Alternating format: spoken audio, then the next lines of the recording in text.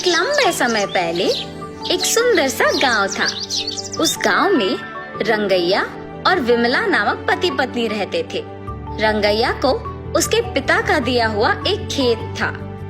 वो उसी में खेती करके फसल उगाता था।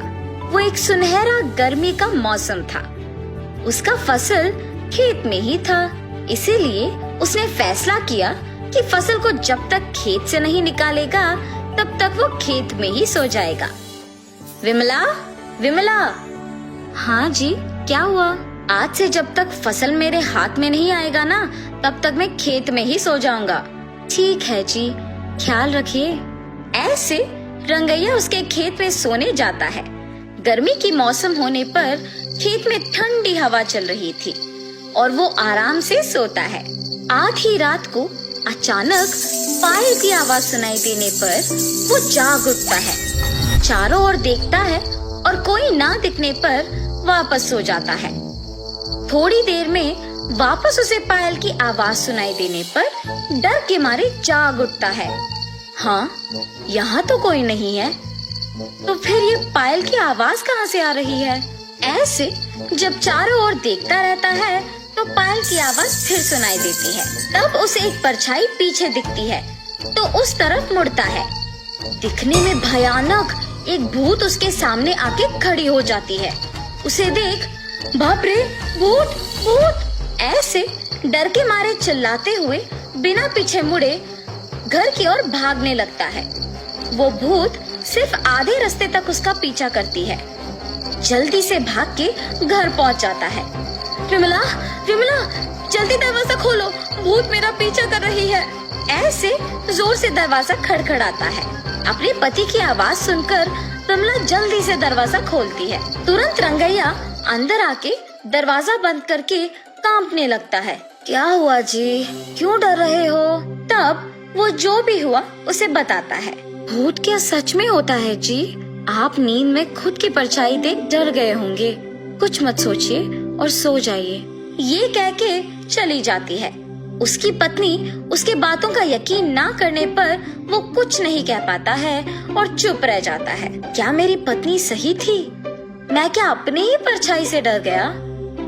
लेकिन मैंने तो उस भूत को मेरे सामने खड़े होते देखा है। ऐसे सोए बिना पूरी रात सोचते ही रहता है। खेत में फसल के बारे में छोड़कर डर के मारे बेचारा घर पे ही रहता है।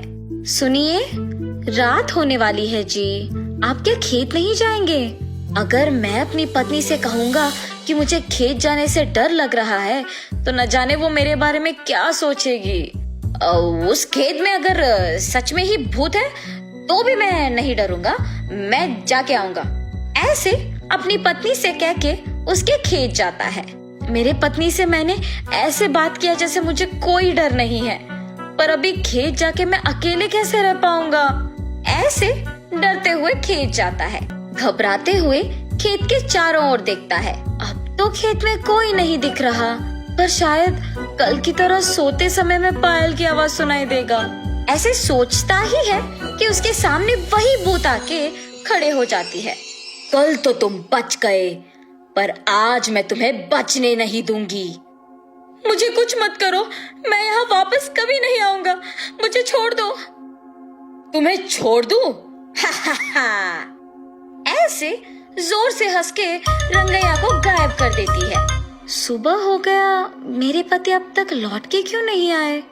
ऐसे अपने पति का इंतजार करती रहती है, पर शाम होने के बाद भी जब वो घर नहीं लौट आए, वो सोच में पड़ जाती है। क्या खेत में वाकई भूत है? क्या उसने ही मेरे पति को कुछ कर दिया? नहीं, ऐसे नहीं हो सकता। पर मेरे पति कहाँ गए? मुझे जानना ही होगा। ऐसे सोचते रहती है। आज रात को मैं अपने पहचान के आदमी से खेत का चौकीदारी करने कहूंगी। अगर वो भी लौट के नहीं आया तो फिर इसका हल सोचूंगी। ऐसे फैसला करके विमला अपने पहचान के एक आदमी को खेत की चौकीदारी करने भेजती है। पर जब वो आदमी भी सुबह लौट के नहीं आता है, तब घबरा के सोचने लगती है। क्या मेरे पति की बातों के मुताबिक वहाँ एक भूत है? जिस आदमी को मैंने चौकीदारी करने भेजा, क्या उसको भी भूत ने कुछ कर दिया? अब मैं इस समस्या का हल कैसे ढूंढूंगी?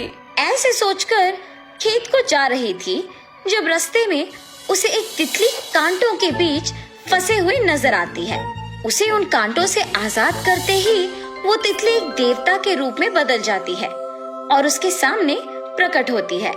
ये सब देख विमला आश्चर्यचकित हो जाती है। एक साधु की श्राप के वजह से मैं एक तितली बन गई। मुसीबत के समय में तुमने मेरी मदद की है और इसी कारण मैं देवता का रूप वापस पाई हूँ। इसके बदले में तुम कुछ भी मांग सकती हो।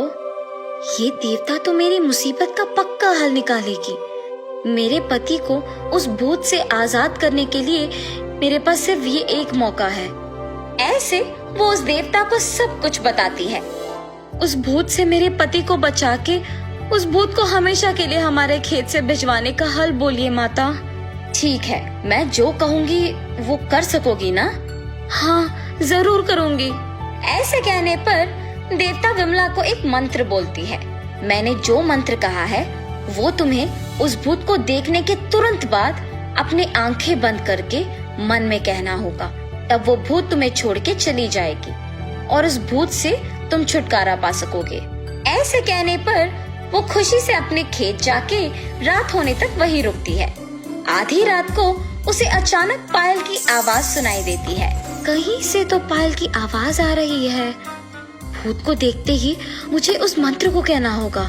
ऐसे सोचते ही कुछ दूरी में उसे एक परछाई दिखती है। उसी तरफ मुड़ने पर वो भूत उसके सामने आकर खड़े हो जाती है। उस भूत को देखते ही वो अपने मन में उस देवता के द्वारा दिया हुआ मंत्र अपने मन में कहती है। उससे वो भूत गायब हो जाती है।